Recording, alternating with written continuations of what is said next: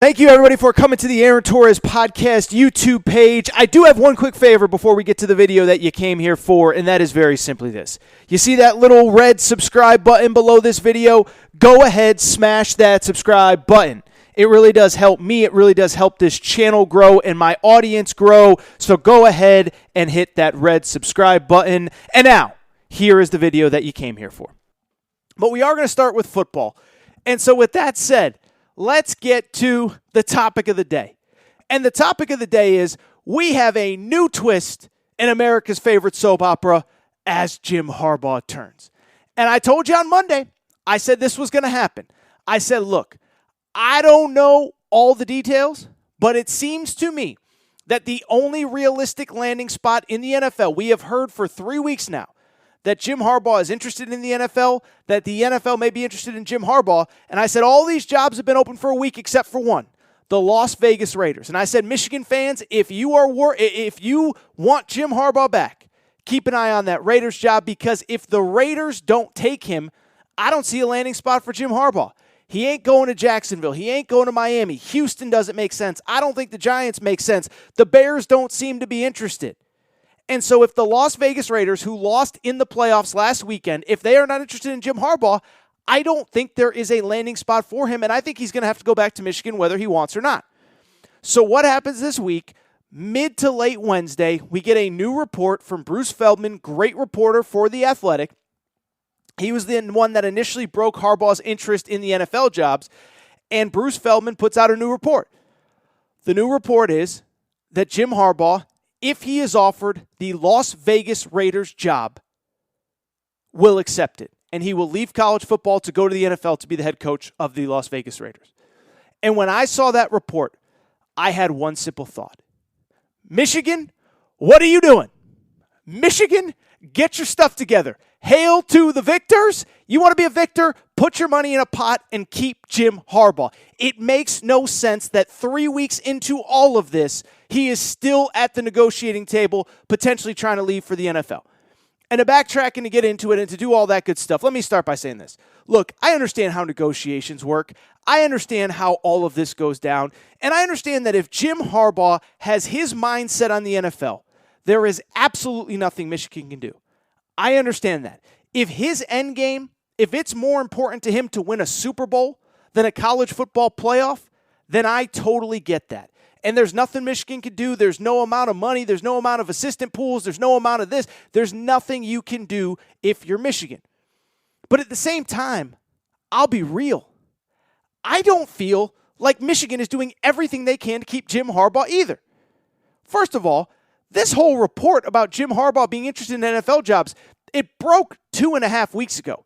It broke before any of these NFL jobs are open.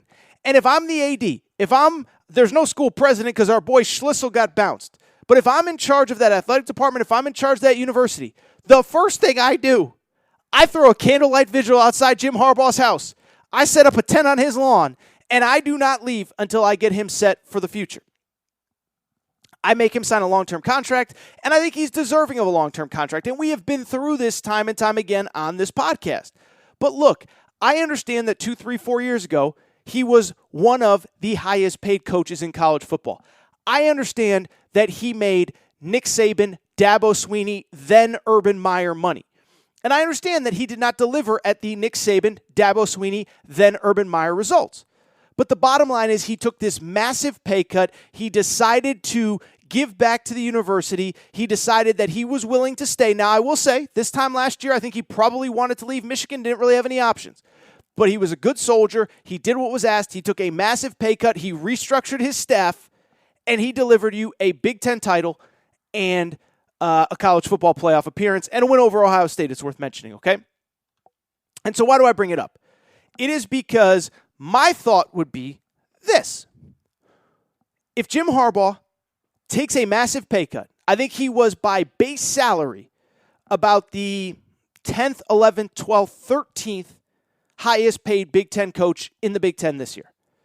If he takes that massive pay cut, if he does everything that you asked, and then he delivers a Big Ten championship, and now you know that he is interested in going to the NFL, you know what I do if I'm the Michigan AD? I get on the phone and I do this. I start by giving him back all the salary that he was initially getting, and I give him a little bit more. And I know some Michigan fans would disagree. I know some Michigan fans would agree. That's what I would do. Because when you get a guy that wins as much as Jim Harbaugh does, and I know he only won his first Big Ten title this year, but this is a guy that over the course of his Michigan career has won darn close to like 80% of his games, 75% of his games. I want to keep that guy. Instead, you know what Michigan is reportedly doing? You know what Michigan is reportedly doing with Jim Harbaugh coming off his biggest success of his career at Michigan, off of his first win over Ohio State, off of his first Big Ten title, off his first college football playoff appearance, with obvious interest from the NFL. You'd think they'd offer him, just get him back to where he was, maybe give him a little bit of a raise. Instead, you know what they're doing? According to a separate report from The Athletic, so Bruce Feldman's been all over the NFL stuff. A separate report from The Athletic says this, that they're still offering Harbaugh an incentive-based contract. Here is the report verbatim from The Athletic.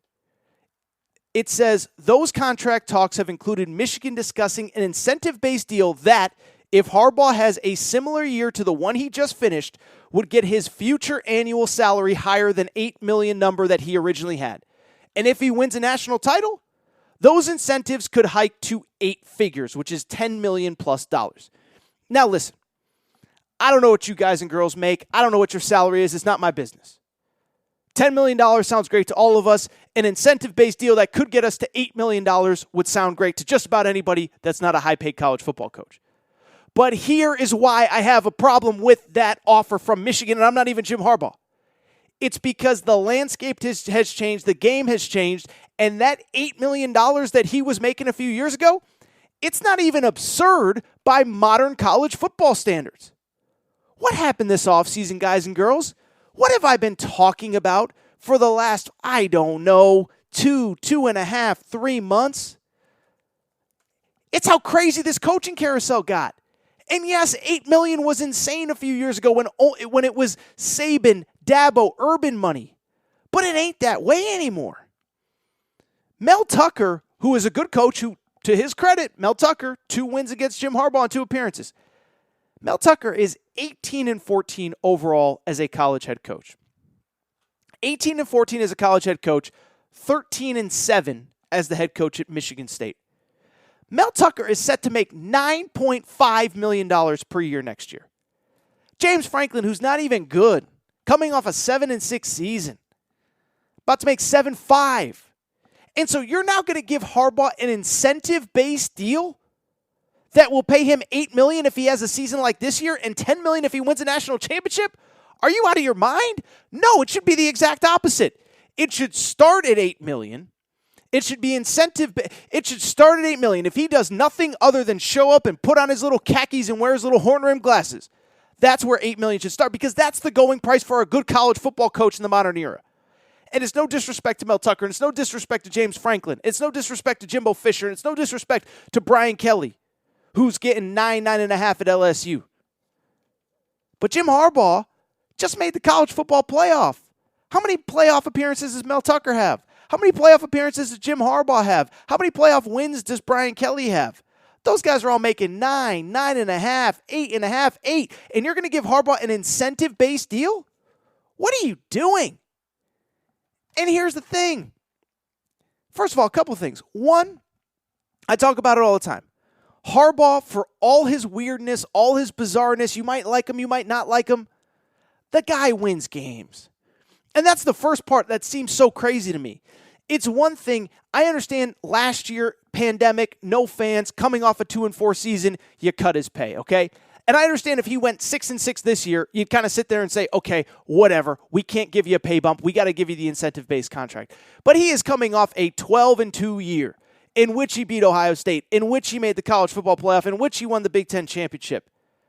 And this is a guy, I think it's so easy to forget.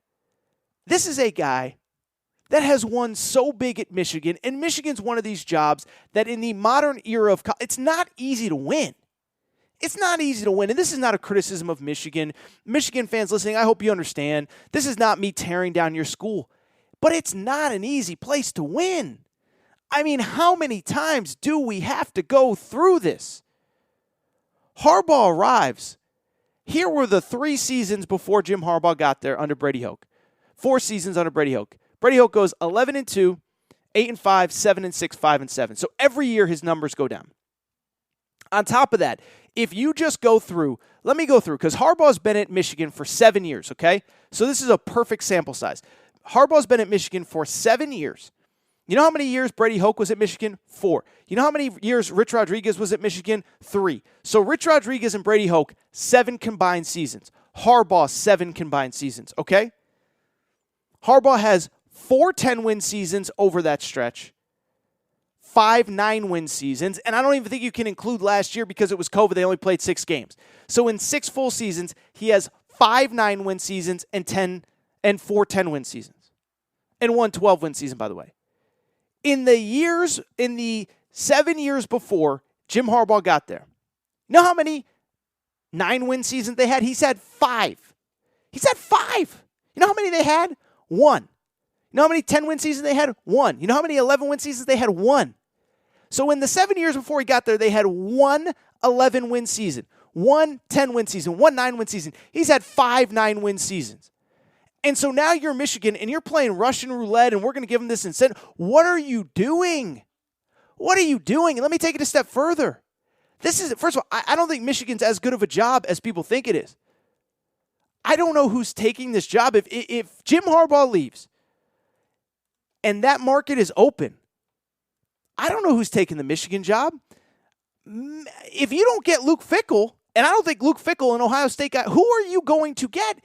And it's January. It's the end of January now. And so listen, I could belabor the point. I could go on and on and on. But what are you doing, Michigan? This is a guy that in 7 seasons, 6 full seasons, has 5 9-win seasons, 4 10-win seasons, a 12-win season, a win over Ohio State, college football playoff appearance this year.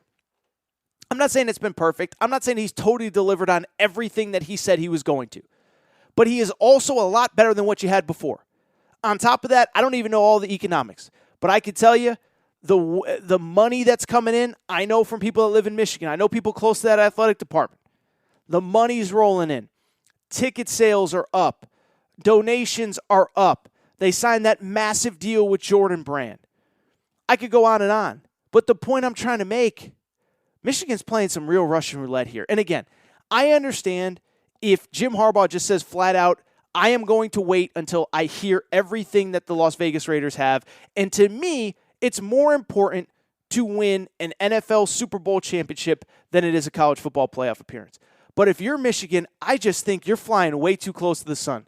You have a chance to lock this guy up. Whatever he wants, you give it to him. You start with an $8 million base salary, and then you go from there, because that's the going rate for a good coach now. You give him the assistant pool that you want. I've heard there's some issues with admissions and transfers and, can we get guys into school that we want to get into school? Listen, let Jim Harbaugh work in admissions, rubber stamp it. So I could go on and on, but we got a lot of college hoops to get to. But I'm just saying, man, oh man, this is such a weird deal. If you're Michigan, I just think you're playing too much Russian roulette. Go lock this guy in now. Because if you don't, good luck finding a good coach. And Michigan's a good brand. But good luck finding a quality coach in late January. Oh, by the way, after USC hit a home run, after LSU hit a home run, after Notre Dame's happy, after Oklahoma's happy with their hire, after Miami's happy with their hire. Good luck trying to find a guy in the middle of January. Michigan, go get this taken care of.